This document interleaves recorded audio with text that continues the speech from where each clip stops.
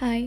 இப்போ நம்ம என்ன பார்க்க போகிறோம் அப்படின்னா, போன போஸ்ட்டில் நான் பிரியாணியோட ரெசிபி போட்டிருந்தேன். அதுக்கு நான் வந்து சைட் டிஷ்ஷாக சிக்கன் கறி மாதிரி செஞ்சுருந்தேன். ஸோ இது செமி கிரேவி தான். ஈஸியாக பண்ணுறது தான். மினிமம் இன்க்ரீடியன்ட்ஸ் வாங்க பார்ப்போம். ஒரு கடாயில் எண்ணெய் ஊற்றினதுக்கப்புறம் 2 பட்டை, 1 கிராம்பு போட்டுட்டேன். அதுக்கப்புறம் வந்து பெரிய பெரிய வெங்காயம் ஒரு 2 கட் பண்ணி வச்சுருந்தேன் சின்ன சின்னதாக. அதையும் போட்டுட்டு அது வேகிறதுக்கான கொஞ்சம் உப்பை போட்டுட்டு நல்லா வதக்கி விடுங்க. வெங்காயம் நல்லா கோல்டன் ப்ரௌனாக வதங்கணும். அப்போ தான் வந்து கறி டேஸ்ட்டாக வரும். ஸோ இது நான் எல்லா வீடியோலையுமே சொல்கிறேன். இதுலேயும் அதே தான் சேம். இப்போ நல்லா இந்த கலரில் வந்ததுக்கப்புறம் நம்ம வந்து இஞ்சி பூண்டு பேஸ்ட் போடணும். நான் வந்து இங்கே வந்து 2 டேபிள் ஸ்பூன் வந்து போட்டிருக்கேன் இஞ்சி பூண்டு பேஸ்ட்டு. போட்டுட்டு அதையும் நல்லா கிளறி விடணும் பச்சை வாசனை போகிற வரையும். நான் இந்த கறியில் வந்து தக்காளி போட போகிறதில்ல.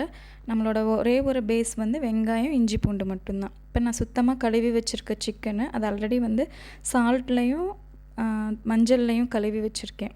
ஸோ அதையும் போட்டு ஆட் பண்ணிவிட்டு எல்லாத்தையும் கொஞ்சம் நல்லா கிளறி விடணும். கொஞ்ச நேரத்தில் வந்து அந்த பச்சை சிக்கன் வந்து கொஞ்சம் நார்மலாக டெக்ஸ்சர் மாறும். கொஞ்சம் இந்த மாதிரி மாறினதுக்கப்புறமா வந்து நம்ம காரப்பொடி, அதுக்கப்புறமா வந்து கொத்தமல்லி பொடி போடணும்.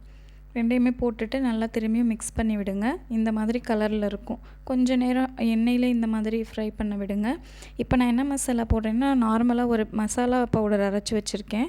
அது வந்து நான் இதில் கொஞ்சம் ஆட் பண்ணிக்கிறேன். அது இல்லைனாலும் நீங்கள் ஸ்கிப் பண்ணிக்கலாம். இல்லை சிக்கன் மசாலா ஆட் பண்ணிக்கலாம்.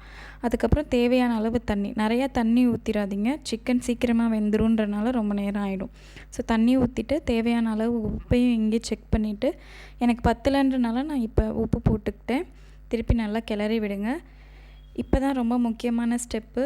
இது வந்து இந்த கறியை இன்னும் டேஸ்ட்டாக்க என்ன பண்ணணும் அப்படின்னா, கருவேப்பிலையை வந்து நல்லா தூவி விடுங்க. இந்த ஸ்டேஜில் கருவேப்பிலை தூவினோம் அப்படின்னா அந்த மசாலாவோடு அது மிக்ஸ் ஆகும்போது சாப்பிட்றதுக்கு ரொம்ப டேஸ்ட்டாக இருக்கும். ஃபைனலாக இந்த கன்சிஸ்டன்சிக்கு வந்துருச்சு. வந்ததுக்கப்புறம் கொத்தமல்லி தூவிட்டால் அவ்வளோதான். இதை வந்து நீங்கள் ரைஸு, சப்பாத்தி, பிரியாணி எல்லாத்துக்குமே சாப்பிட்லாம். ட்ரை பண்ணுங்கள். தேங்க்யூ.